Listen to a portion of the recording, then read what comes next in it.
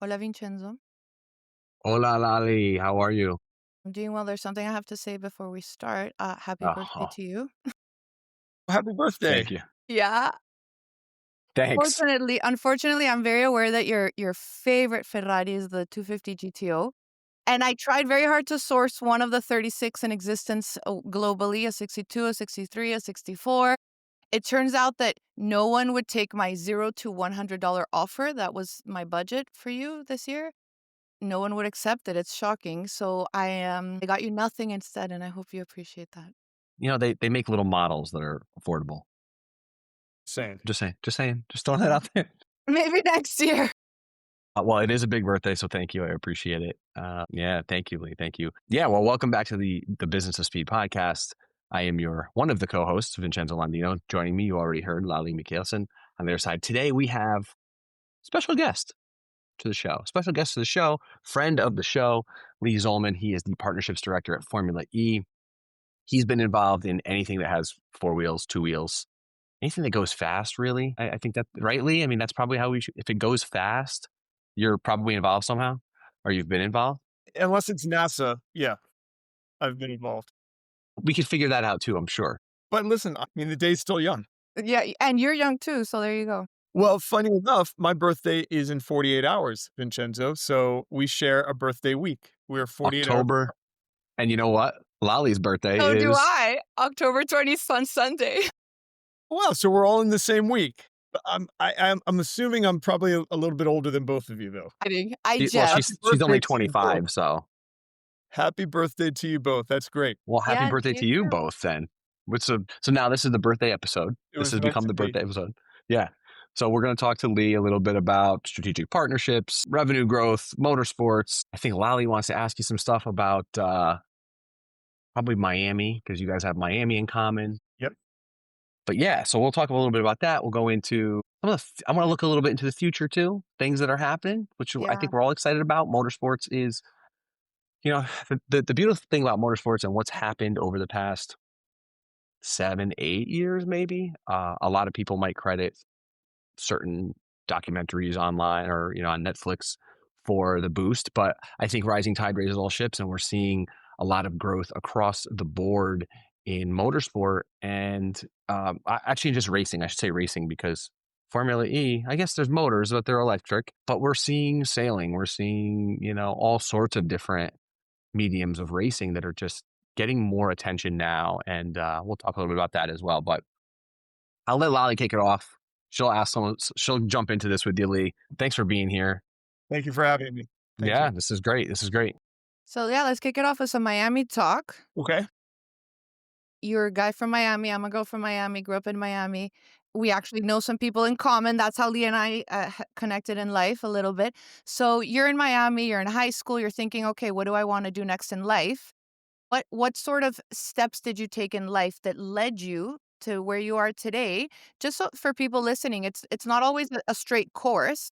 How does a guy from Miami, which really isn't a really big racing city? Sure, we have Homestead, we had some NASCAR there. You and I will remember there was a IndyCar Champ Car at the time going down Biscayne Boulevard, under the Yeah. MacArthur back in the I day. was there. Yeah, Yep. but so how did you end up where you are today? What led you there? Well, in the essence of time, I'll make a shorter version of it. Yeah, definitely cool to be with you both and talk about racing and business. And absolutely love the business of racing. It was not something I was thinking about. But to answer your question, born and raised in Miami, fortunately, my father was a huge car guy, and and he taught me things about cars. And he took me to car shows, the Miami International Auto Show that was here every year. And he took me to those car races, the Grand Prix in downtown Miami in the 80s. And, toured me around the paddock, and it was so cool. It was so accessible back then. I grew up a car guy. So when I turned 16, he spoiled me, thank goodness. And he bought me a very unique vehicle, which was my first car, which was a 1967 convertible Mustang, fully restored, red with white interior. And I babied that thing. I changed the spark plugs myself, the hydraulic fluid. I worked on that. I mean, I still have scars on my hands from it. So I grew up a big car guy, but that wasn't my track, and nor do I think that it's normal that people have a that one track. My best friend at the time went on the accounting track, and he's been an accountant for 30 something years. My journey has been anything but a straight line. But to answer the question, I was studying broadcast journalism in high school, and I went into broadcasting in college, and that was my degree. And then I worked in the field after it in broadcasting, but specifically in sports broadcasting, extreme sports broadcasting. But, as it turns out, I went into sports marketing. I'm making a long story very short. And then I always loved cars and car racing, and doing sponsorship was something it seemed I was pretty good at. I was getting some pretty good results, which I can go into if you want me to with some of the examples. And then that got me into motorsports, and I could tell that story if you want. But the broadcasting worked out, but I went into a different business, and that business had marketing involved in sports marketing, and that led me into the path of sponsorship, which led me into motorsports. But it's a good story, so I'll take a breath there. Well, I think unrelated to motorsports. I mean, you're an athlete yourself, which I'd love for you to talk a little bit about that. You've done a lot of endurance sports, and I think that sets up. I think there's a reason why we do what we do sometimes, and not sometimes. There's a reason why people do what they do, regardless of what industry they might be in. Right? There's a reason why you're doing something. We just need a vehicle to do it in, right? So you just happen to be using motorsports to do the things you've done, or you have actually coached and mentored endurance athletes. So I would love to hear a little about that in the background, because I think it's super Well, that interesting as well. that if it wasn't for that, then I wouldn't have this. I think as we talk about our birthdays, I think, I'm well in my 50s now, and it's a good time to reflect back. So I was a diehard triathlete starting in the mid 90s. I loved the sport of triathlon. I was racing all the time, and I left the entire broadcasting career behind to pursue a career in coaching triathletes. And I built a business at the time when there wasn't triathlon coaching as a business. And I built a triathlon coaching business, which ended up being one of the top 4 or 5 largest in the country at the time, with the most amount of athletes. And I was coaching regular amateurs and professionals. And then I was getting sponsorship for my coaching company from corporations endemic into endurance sports. And it seemed like I had a knack for getting sponsors. And how I did that is a whole other story. But I was managing professional triathletes. So I started taking on professional triathletes like any agent would, to manage them, do their sponsorship, teach them about PR and media training and that stuff. And so I had this coaching company, and then I had a sports marketing company. The sports marketing company was representing athletes and also events. And I love to tell this story. At the time, I was representing a 2-time Olympian, and he called me up one day and said, "Hey, can you get me and my girlfriend at the time sponsorship?" She was a professional triathlete as well. And that really led me down that path. Was his phone call to me. And I did a number of deals. Do you want me to go over the pivot from Yeah, for triathlon to sure. sponsorship in motorsports? I Yes, think we please. lost you, Yeah. Vincenzo. You were just on mute for a Yeah, sec. no, I think it's directly relatable. I mean, Yeah. you have this. There's a line in your LinkedIn that I really like, and you say something like, I gotta pull it up, but it said, "Through my background in endurance sports, I've developed core principles of discipline, strategic planning, and follow through," which is directly relatable to partnerships. Yeah. I mean, you don't do sponsorships or partnerships if you don't have discipline, if you're not a planner, if you don't know how to strategically understand a brand and a property. So everything works together. So yeah, there's a reason why you pivoted, and I think that's what I was trying to get at was, things translate across the board, and you've clearly done that. So yeah, let's talk about the pivot.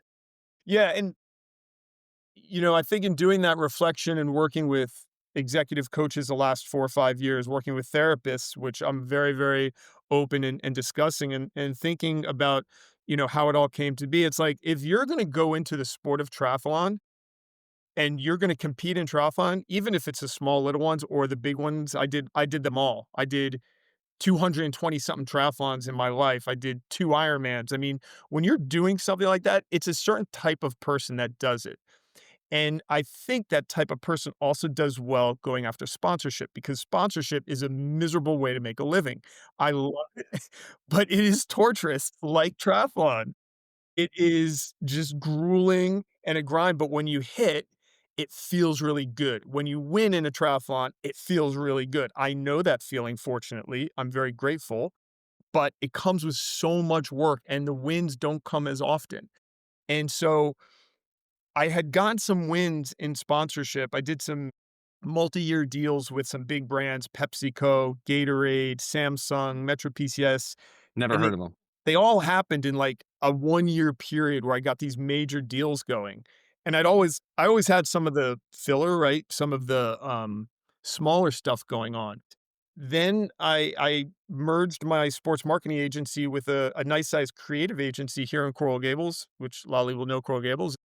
That, and I was doing we started a sports and entertainment division, and we were doing sponsorship for different events, and I was doing business development for the agency, learning how agencies operate. It was an amazing experience, and then I'm laying on the couch one day, and I was watching F1, and I remember, this was 2014, and I'm thinking to myself, "God, I spent all this time for sponsorship for these events, yeah, the numbers are nice, 5 figures, 6 figures, but look at all these brands, UBS everywhere. Look at all these brands in F1." And so if you'll just humor me for 2 minutes, I'll tell you how I ended up. The direct pivot was I went to LinkedIn and I looked up someone on the Andretti team who was president of the Andretti team because it was the first name that came to mind in motorsports was Mario and Michael Andretti. So I looked them up and he accepted my connection request. And then through another situation, I found out that the Andretti team was putting on the Formula E race in Miami in 2015. And it was the first FE race going to be in Miami.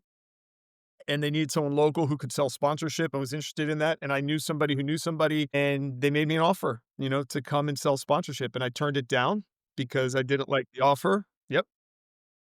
Yeah, I was like, I'm already working in an agency, like, yes, I wanna work in motorsports, and the guy says to me, he says, "Well, you know, I still want you to meet the president of Andretti. He'll be down here in a couple weeks. You guys should definitely meet." So I said, "Okay." And I met with him. And then that night, I guess the meeting went well. That night he called me and he made me a better offer and I took it. And so my first job, and I'm still grateful, so grateful to this day, my first job was on the Andretti Autosport team. And as you and I both know, there's a number of different classes of racing, series, and teams. And I could have been on a no-name IMSA team. No offense. IMSA is actually great racing. They're doing very, very well. But you go to market with Andretti and it's a different ballgame. It's a totally different ballgame, and actually now they're still in your life because now they're a big player in Formula E as well. So it seems like that's been a constant in your career. They're doing really, really good things. Now, unfortunately, we're not going to have the name Andretti in Formula One next year, but those of us in the know that team, what that team is and what it represents, and who has been behind it for so long, who's put the passion into Cadillac, right? It's been the Andrettis for so many years, like having this dream, and Mario, of course, at the helm of that. I want to just quickly touch on something you said about endurance athletes knowing pain very well, being very familiar. You made me think of there's a Grand Tour cycler that you'll be familiar of in the past called Jens Voigt, a Yeah, legend. he's And a Jens legend. had it legendary. He had on his legs, on his thighs, tattooed "shut up legs." So that when he was cycling, he would see, when he looks down, he would see "shut up legs." And you're right. The fulfillment of dreams in general comes with a lot of suffering. And it can be physical like an endurance athlete, but sometimes it's sleepless nights, it's eating ramen noodles, it's like, where am I going to pay my mortgage? So there is a lot of suffering in business and making a business work in general. Yours just also happened to be physical, actual suffering. Yeah. Yeah, so Well, and Yeah. you said something that I think is very important to understand. You said no to an opportunity you actually wanted, right? Because you knew it was best for you and it actually came back to you. I don't know if it was double, triple, whatever, but it came back, right? And sometimes we have, Lali and I talk about this all the time. Sometimes you have to say no. Sometimes some saying no is the best thing you can do. I recently got an offer. So Lee and I met because I reached out to him on LinkedIn, which is interesting that that's how you ended up also getting in. So I You're reached out to drinking Lee a all year right. ago now, actually. And I was at a point in my life where I wanted to pivot, and I knew I wanted to be involved in motorsport. I didn't know how. Found Lee on LinkedIn. I messaged him. I said, "Can I have a call with you?" And so graceful. He said, "Yeah, how about tomorrow or something?" Like immediately, yes. So lovely. I still remember that call very well. It really put me on a path. It took me a while to get my ducks in a row, but it led me to this point. And then at some point along the way recently, I got called with a job offer, like a lot of security. Here's this dream job. And for a second, I was like, oh, what to do? I'm pursuing a dream now in motorsport. I was like, you know what? I'm going to have to pass. And it's Yeah. tough to say no. And Oh, you've yeah. just mentioned it. It's very tough to believe in yourself and say, no, I know what I want and what I deserve. And it's going to be a no. Yeah, absolutely. And I think, I know I painted I hope I didn't paint a negative, but I hope I did a tongue in cheek negative picture of what partnerships look like. And I'd rather use the word partnership Reality. than sponsorship. But the thing is I love the business of sport, and I helped to run an IndyCar team in the past as CCO and represented teams and drivers across IndyCar and Formula One. And just the business of motorsport is what I love. Yes, I love the partnership deal making the most, but really the whole business of it and just the whole racing I just love. And I think that runs true like all the teams I've worked on and even with the FE people, I mean, we travel a lot. It's long days. It is not easy. It is not as glamorous as people think, but we all love the racing. For the most part, we're not just doing it for the paycheck. We're doing it because come Saturday or Sunday, we love the racing, right? And everything that comes with that. So that's kind of where I'm at now with it. And I stopped racing in 2013 to focus on my professional career. So right now I just stay in shape, try to exercise. So I want to talk about, let's pivot into Formula E and get into that a little bit. I want to know, how much was Formula E on your radar? Did you follow it? And you entered really at a fun time, right? The Gen 3 car, Gen has 4 two is coming engines. up next year. It's two engines, right? The total of 600 kilowatts. I I think think there's there's Yeah, it's 60 kilos lighter. So the power to weight ratio is tremendous on those cars. I heard something that it was the fastest acceleration of a single seater in the history of the sport of yes, any open wheel racing. So that's yes. incredible. You've come on huge schedule next year, 18 races, the most you've ever had, 22 cities. And your task was sort of being the director for the Americas region of this sport. Tell us what that looks like. You're losing McLaren, so tell us, but Citroën is entering. So talk to Yeah. us a little bit about Formula E, what you knew of it before and what your plan is forward. Yes, I followed Formula E because obviously just through racing, staying abreast of what they're doing and the technology aspect. I love the tech aspect of it. So yes, I followed them and then fortunately was able to come on board with them over the summer. So still relatively new, but it was sort of jumping in as we like to say, right? Head first. And it truly was. And like I started and then like 10 days later I was in Europe for 3 weeks following the Berlin and London races and working in the office, and it was like total immersion, and it's great. So some of the numbers that are really amazing are 23% year over year fan growth, the fastest growing motorsport series in the world, over a billion social media impressions worldwide, and so on and so on. And so the growing nature of the sport is something that obviously attracted me very much to it. The opportunities here in the Americas as we expand with races, more races in the Americas, which we'll be announcing later on. But yeah, I mean, I oversee, Miami, Mexico City, and Brazil, all cities that are just fabulous, fantastic. And I know São Paulo very, very well, been there many times. So I felt very, very akin to that culture. Obviously, Mexico City, being raised in Miami, I'm very familiar with the Latino culture. So I thought it was a tremendous opportunity, super excited, lots of opportunity. And we're racing here where I live in Miami, Florida, January 31st. So I expect everyone listening to get a ticket and come. Not only that, you've left the infield at Homestead. Tell people where the race is going to be next year. Correct. It's at the Miami International Autodrome at the Hard Rock. Similar track layout to F1's track layout, but we changed a little bit. F1 is just a different fruit. We're both fruits. They're just a different fruit. And Our racing is very exciting. We definitely have more overtakes than an F1 race. There's definitely more of an electric feel to it. And we also cater to, from what the stats tell us, to different audience, not better or worse, just different. You're younger, 6% of our fans are 18 to 44. And we do a lot of work on our social side, on our content generation side, and just telling a different story about racing. One thing I love is sort of the variety of drivers you get. So you get Oh yeah. also the age range of drivers, right? You have some really young guys, and then you have some veterans like Seb Buemi and well, you're losing Sam Bird, which is he's sort of part of the furniture. He's been there from day one, so you're losing him. But I do like that a lot. In series in general, you have guys tend to be of the same age. So it's such a variety in so many ways. Lali, I'll tell you something interesting. You kind of hit on something. Just a few weeks ago, in the span of 1 week, I spent a day with Lucas Degrassi, and then I spent a day with Dan Ticktum, and completely different animals, right?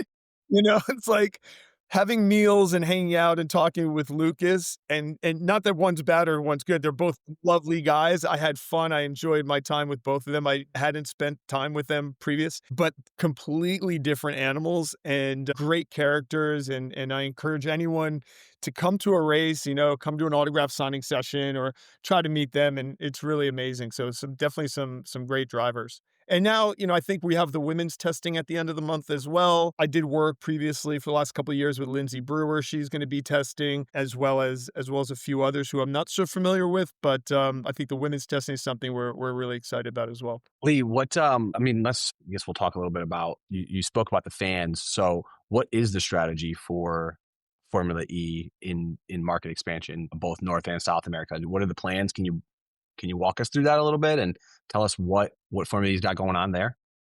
Sure, I would say, well, we just announced another race in China, so we'll have 2 races in China this season that kicks off December 6th for season 12. We're also racing Madrid, which we're really excited about. We've got a lot of ties to Madrid, obviously, with our our owners, so they're very excited about racing in Spain, and hopefully I'll get to go over to that one as well because Madrid's an amazing city, and I think it's gonna be a great canvas for an exciting race. In the next couple seasons, we're looking for another location in North America, so we can look to that, and then probably another one in South America. So the Americas are primary, mover for us. Asia is a big one as well.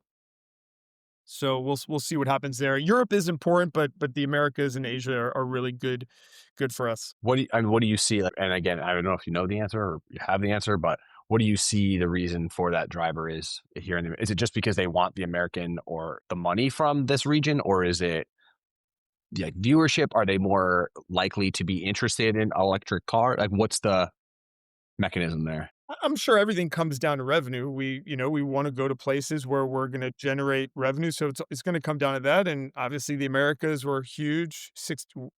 Liberty Global is a big part of our ownership group now, and they want to grow. And the Americas is a great place to grow. And motorsports is very hot, thankfully, due to COVID here in the U.S. So, hey, it's the truth, right? Yeah, yeah, yeah, for sure. It's reality. Yeah, It's the absolutely. reality. If there wasn't one, there wouldn't be the other. So, well, not to the scale. And then Asia is another big one. There's a lot of areas in Asia that really want more motorsports, and they're willing to make that investment. And the fans are just rabid. The fans are just amazing. Like, I haven't been to the Tokyo race, but my colleagues are just like, that Tokyo race is incredible. Yeah.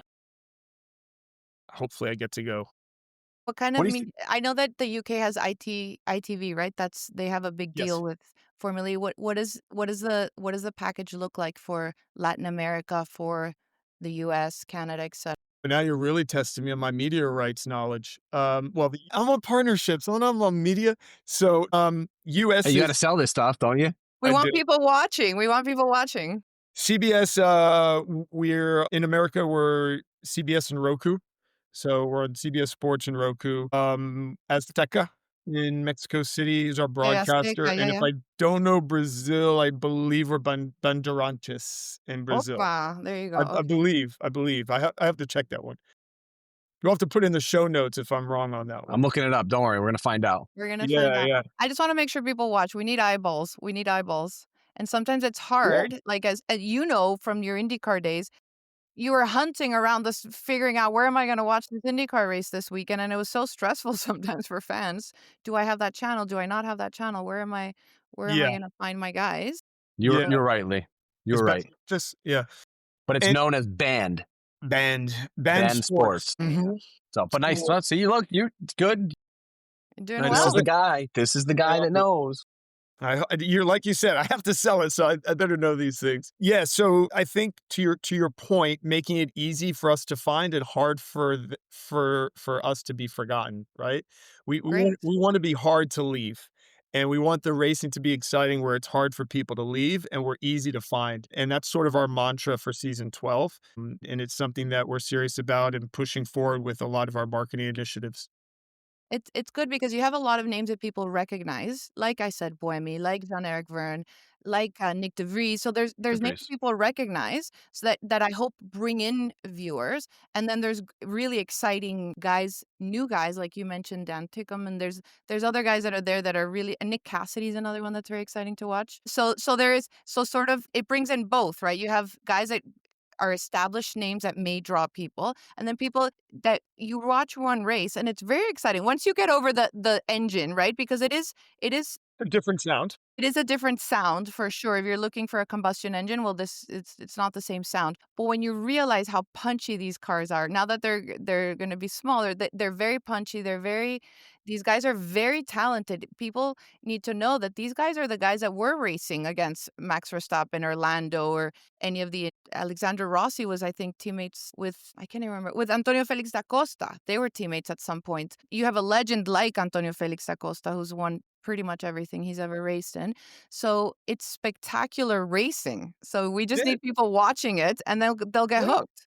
Just watch or go to a race. If you go to a race, you'll be hooked. And it's really an experience. So it's an experience for all different types of fans. And I know, I mean, listen, you're giving me a platform to sell it, but I'm also speaking from the heart. If you're a teenager and you want to go into the fan village and see some cool experiential stuff and get some great merch and drive some simulators and do some reaction like games, like we've got that. If you're a business executive and you want to network, in some markets, we do Change Accelerated Live, which is a thought leadership and business networking conference the Friday before the race. 61% of the 300 to 400 attendees are director level or above. We do an amazing thought leadership and business networking conference there, again, called Change Accelerated Live. So if you're someone who wants to do that, you could do that. If I just got off the phone right before you guys with a global company, 1.67 billion market cap, and does some sports partnerships. And I said, "What do you guys like to do? Like, what do you want to get out of your sports partnerships?" He says, "We need to entertain our customers and our distributors." I said, "Great. We have our Emotion Club. It's our premium hospitality place. We'll give you 30 to 40 passes. We'll take them on paddock tours and hot laps, and we call them electric laps." So we have something well, the cars are electric. So we have something Electric. for every type of fan, I believe, and the best part is we're really affordable. You can take a family of 4 and it doesn't rob the bank, and you can work on your company budget and do some entertaining that's not gonna be into 6 figures for some premium hospitality. If you want, I can charge you 6 figures, but it won't be 6 figures. That's something we've talked about a lot, Yeah. right, Vincenzo? So our actual, was it last episode or 2 episodes ago? That was a premium hospitality, for circuits. It was specifically around the circuit business, but Yeah. premium hospitality is the moneymaker. Coda, the Circuit of the Americas, they announced they're adding that turn one hospitality suite, or hospitality, like not even just a suite, it's an entire Building. Building. building, like motorsport country club with gondolas into the track and all this really cool Right. stuff. But we talked about this on one of our episodes, where premium hospitality is the only way for these tracks, for the series, to Yep. make money. Like that, they have to make money and still allow them to provide an experience to others. You have to offset the cost somewhere, and premium hospitality is just so important. But it's good to hear that Formula E has, I'm far less versed in Formula E than Lali and obviously yourself. But you think other motorsports, and you're like, okay, they don't have a premium offering. or they may not have a premium offering.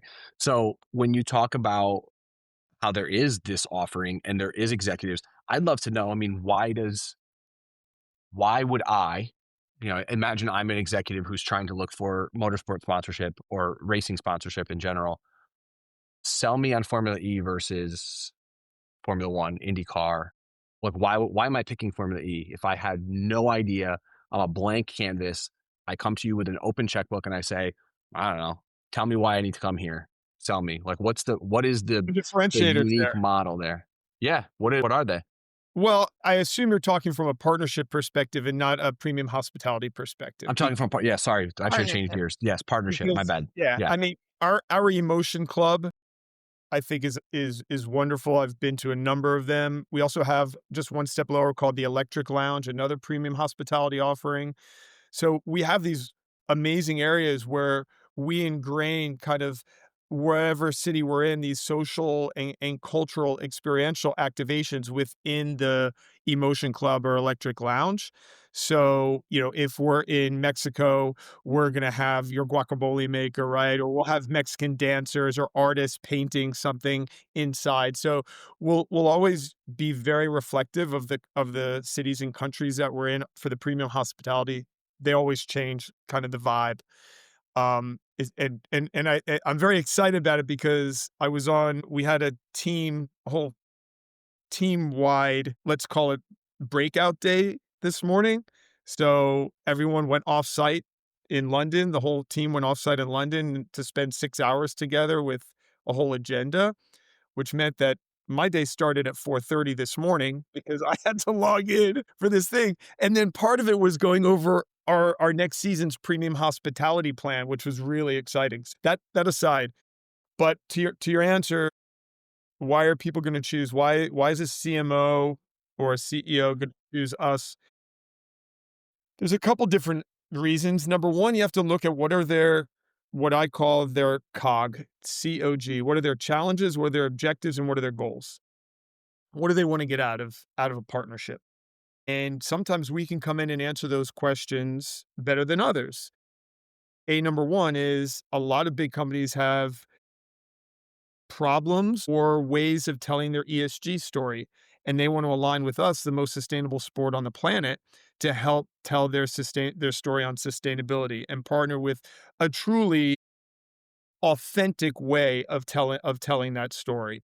So from the sustainability standpoint, there's an organization called BSI, which about 2 months ago ranked us against other sports properties on a scale of 0 to 100, and they ranked us an 81 as the highest, most sustainable sport on the planet. NFL ranked a 31, just to let you know. So Yeah. when I put together partnerships like looking at a beverage company right now for one of the races, I have to tell them, listen, you can come in and be a partner. We can't have any single use plastics. Everything has to be recyclable, that kind of thing. So we do tell that sustainability story. The price ranges are completely different from F1. So we don't like to compare ourselves there, but Yeah. honestly, if you're going to go sponsor an F1 team, you're going to need to have 1.5, 2.5 times whatever you spend on activation. And even then, if you don't really commit or have an agency to commit, you're going to get lost in the shuffle. So I think our account management team does a better job with our partners in making the activations more impactful. So that would be that. IndyCar against IndyCar, NASCAR, it's different. I mean, we're a global series. Our race in Miami had over 10 million viewers last year. IndyCar, which I love the racing in IndyCar, but it's pretty North America focused. Yeah. Yeah. So yeah, I think it's just a different animal. And we just have to find the right companies and that want to partner with us. And a lot of companies. So if you take like Infosys, one of our global partners, or Google, like I mentioned, another one of our global partners, not the most exciting businesses. And we have a couple others that aren't really the most glamorous, exciting businesses, but through racing, they can make their business an exciting story. And so if you're kind of a mundane kind of business, partner with a race car series or a team, whatever. And that way you can use the excitement, the thrill of car racing to help tell your story. Yeah. Yeah. I mean, there's so many of these I think most of these major sponsors are all non-sexy across the board. I'm just gonna say major sponsors for teams across the board. One of my clients, SAP, used to showcase their Mercedes car, the Mercedes Formula E car, at every conference, every event they had. It was front and center because no one really cares about your ERP system, but Right. you got your logo on a Formula One car. You know, everyone's snapping selfies and taking pictures, and everyone's interested in it. And all of a sudden, it's Yeah. this sexy thing. You know, everyone cared about their NBA partnership, their data partnership with the NBA, where they're tracking, you know, all this data from the ball, and like that was cool. But yeah, the company itself was like, whatever.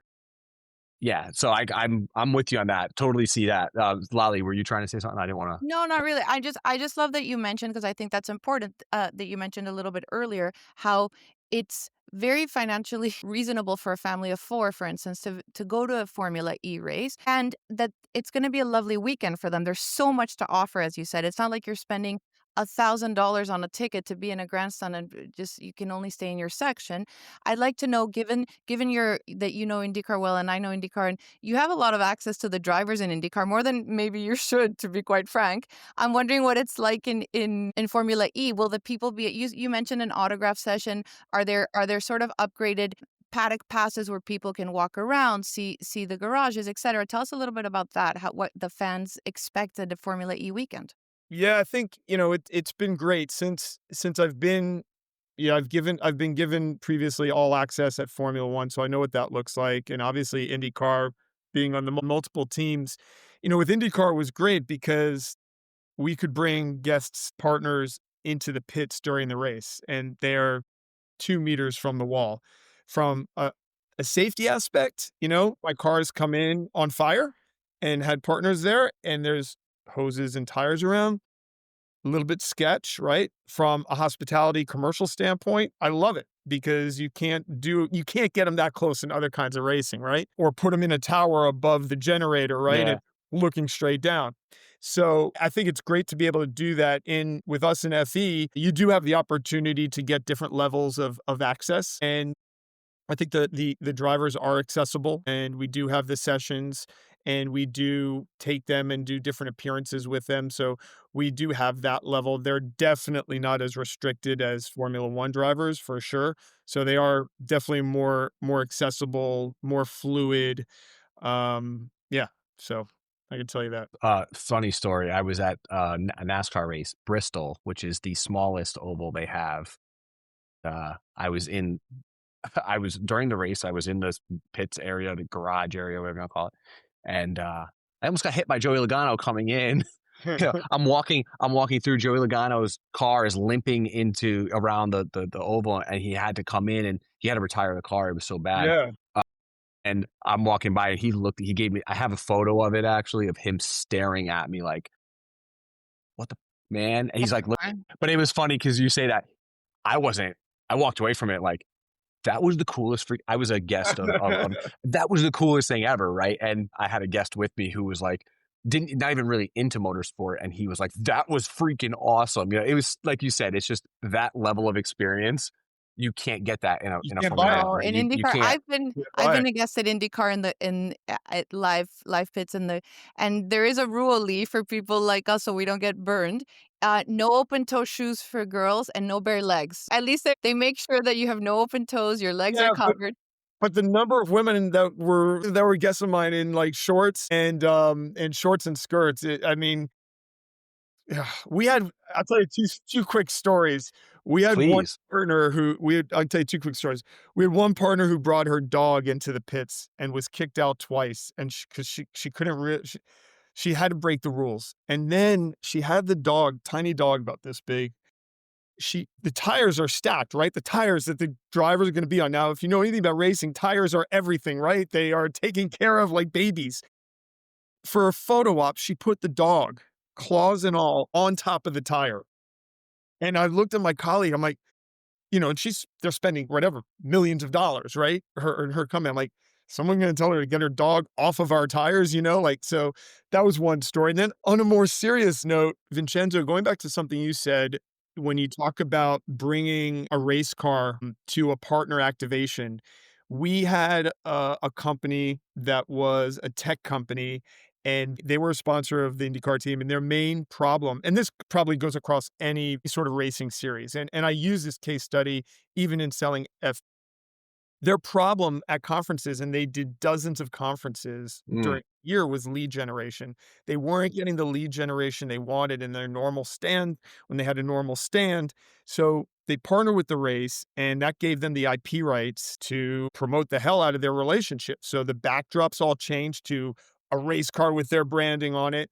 TV screens were put up with edited videos of the car with their branding on it at races. Then they bought a show car, and they put a show car there, and they put a simulator at their conferences that they went to. Lead generation went up 200%. So there's a real life, as you know, as you can see, I like numbers, right? So there's a real life stat, and I think that can go across, any sort of racing series. I mean, we have demo cars, show cars going around the world that we're putting one big one up. I can't even say where, but somewhere in the world. Yeah, we're Ah, putting up Which a side of the huge Atlantic Ocean? the other side. Okay. the other side. Okay. The other side. Yeah, Hopefully so it means from other. Yeah. huge experiential activation that's gonna live 24/7, 365, and Wow. we think it'll do really well in helping to promote the series. Oh, that's spectacular. That's a pretty big deal. Yeah. And it's very visceral, right? Once you see these cars, I remember when I was a little girl in Colombia, there in a park for some reason, I have no context for this, but they had a champ car at the time and a Formula One side by side. And I was already a race fan because I've been a race fan since a very young age, and it was spectacular for me. I could not believe that I could see the 2 cars, see the size differences, see everything. It really I was already hooked by that time, but that really actually seeing the cars in some random park in Bogota, Colombia, really fomented a lifelong sort of obsession. Yeah. And that theme, let's take that into the business realm. So that theme of that excitement and what it did and that visceral feeling, that's why we invite people to races from the business side. That's why we host people at races who are qualified prospects, they've shown interest, is because we tell them, we just get them to a race. If we get them to a race, we get them next to the cars, we give them the money can't buy experience, they're gonna fall in love, and then they're gonna choose the driver that they like and the stories that they like. And I know you guys are also about the business, so that's why I want to steer it back to, when we talk about prospects and partnerships, we say get them to a race. There's nothing like. I mean, that feeling, and it's you can't even describe it. I think the first time I heard cars on a track Yeah. it wasn't Formula One. It wasn't a big series. It was at Lime Rock Park in Connecticut, right? That was like the first time I ever saw cars go around track live. They were historic cars. It was a mix of cars. It wasn't even a race. It was just cars going around track, loud and fast. And I was like, Yeah. I'm in love, right? That was it. It was, and I had like Lali. I had already been watching Formula One. I had already been watching racing before that. But the first time I felt it, it created this different type of connection, which is why I still complain about the way cars sound, and I want them to be loud and I want them to make noise. Like I like that. You want I the also screaming V10s.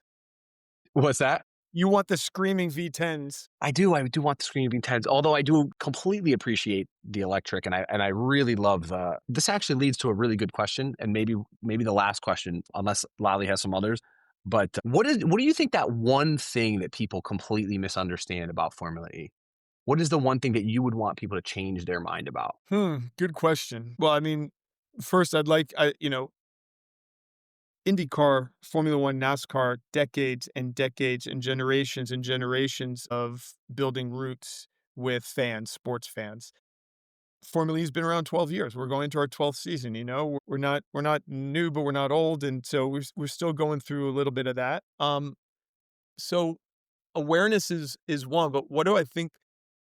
I just want them to I would say, watch the racing more versus other series and just watch what happens on track and find a favorite driver for whoever resonates with you. You know, like Lucas would resonate more with me, and Dan would resonate more with my 19-year-old daughter.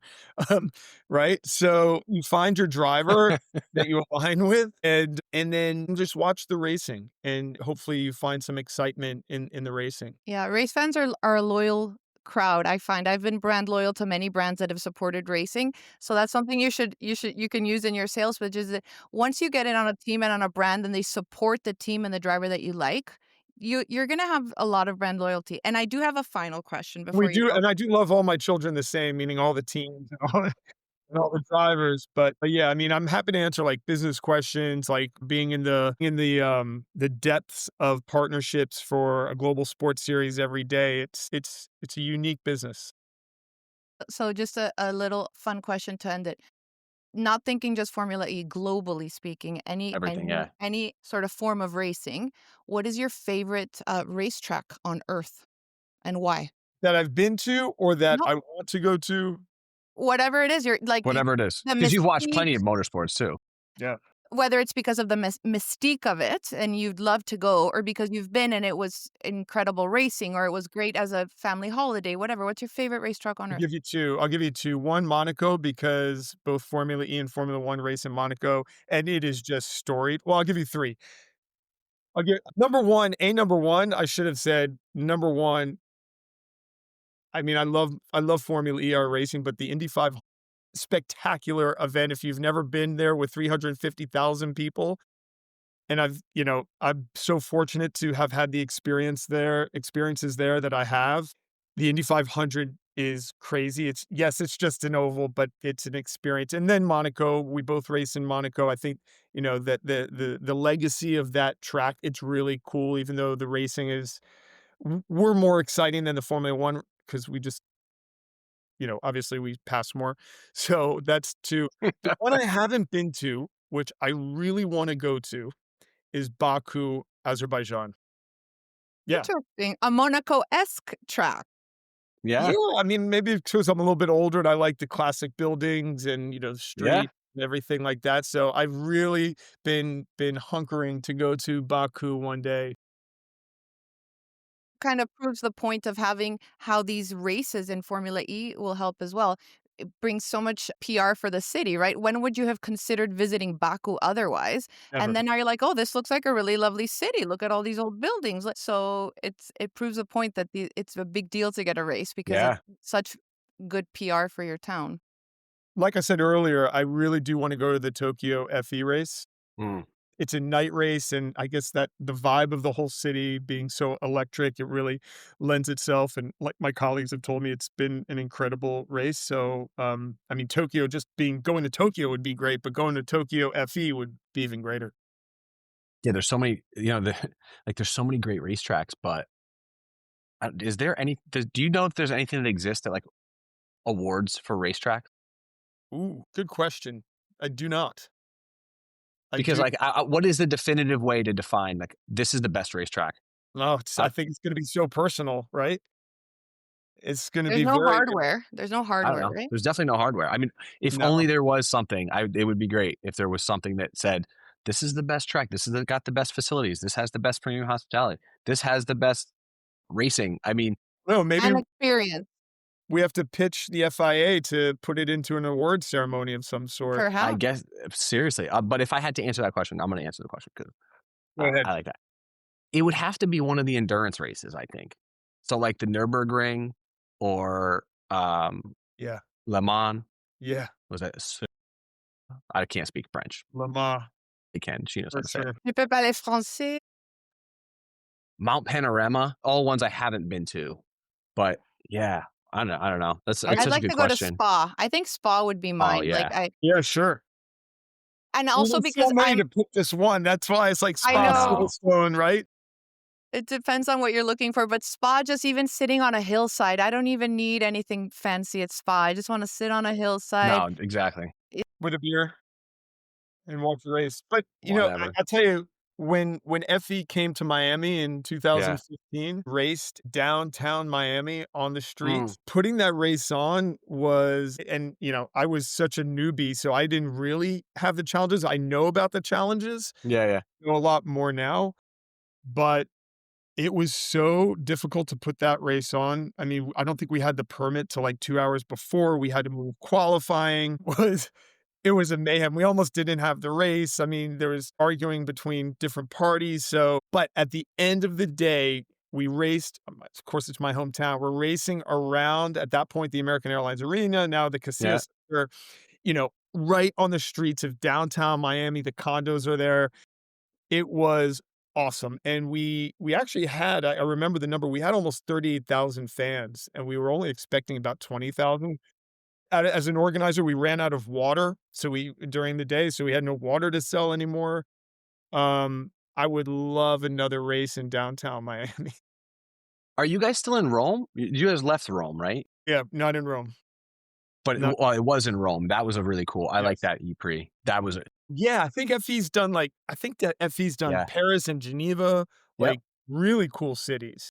I think that's the that if to me, if I had to pick as someone who completely comes out of nowhere and says, I love Formula One and IndyCar, and now I'm gonna try and watch this or go to these. I think it's just cool that you guys run in these awesome cities that, Yeah. and you Exact can run in these cities, right? It's feasible. It's like a feasible option. Like you can't run for After example, Formula there's One. a feasibility study, then it's feasible. Of course, but I think it's more feasible. Like you're not going to see an F1 race in Rome, right? No, we get a good amount of incoming interest from cities around the world. Obviously, we have a whole division, or host cities division, that will qualify cities, Sure. and it's a massive undertaking, as you can imagine. Yeah. It's a 2, 3 year or more undertaking on when we would go to a city. It takes a long time. I've been really fortunate to sit in on some meetings, and I find it interesting because I'm interested in that kind of thing. But all of the logistics, all of the contingencies that you have to think about, to me, it's fascinating, and it takes a long time. But we're going to go to some amazing cities in the next few years. We're excited for you. We're excited to have Thank you you. on the show. I'm thinking Miami, maybe we'll see you. Maybe London, the doubleheader at the end of next summer. That's a beautiful place to end it. So maybe we'll catch you there. We'll We have to come out definitely there. have to come out to an. It's the only car race that goes through a building. There you go. Sold. I'm there. It's wild. It's We have to wild. get business of speed out of some Formula E races. We'd For love to sure. have you. Yeah, I'd love to That'd have be the you. goal. Thank you. Lee, give us the 30-second pitch. What do you want people to know about you? Where can they find you? How can they connect with you? Sure. Well, where we all met is great. I mean, I do a tremendous amount of business on LinkedIn, so just I'm happy to connect with people on LinkedIn, talk about the business of motorsports. I do probably so much more on LinkedIn than I do anywhere else. I really like to write, so I do publish some articles on different things, and if you're interested, I'd like to read. So I have my own website, zohlman.com, and then if you're on the gram and you want to do, it's just my name, and I'm public, and there's nothing interesting except more of my travels, racing, and occasionally, like, a pizza I make, so LinkedIn's probably the best place to get a hold of me. Very good. Perfect. We'll make sure the audience knows that. I really appreciate you spending time with us Thank and you. talking to us about Formula E. I think it's definitely something that I have wanted to cover more Formula E. I know the audience has asked me a lot for more Formula E, more than just Formula One, which is really cool. It lends to, or it for me, it started with a lot of Formula One heavy, some IndyCar, some NASCAR. In that, people have said, well, okay, this is cool. I want to learn more about other motorsport series or racing series. And so Yeah. Formula E is seems to be top of mind for a lot of folks that at least read the Business Speed newsletter. They are always asking for Formula E. So we will do a better job of promoting Formula E. Now we have a friend at Formula E, so we can leverage your expertise anytime. Yeah, and I'm gonna make sure I send you guys the press releases when we sign a lot of partners Perfect. Yeah, Please. for our partnerships and the unique aspects, the amazing aspects of absolutely. For partners. sure. Yeah. Yeah, absolutely. Thanks for Thank you, stopping by Lee. the show and Thank you all. yeah. All Have a right. great rest of your day. Cheers. Cheers.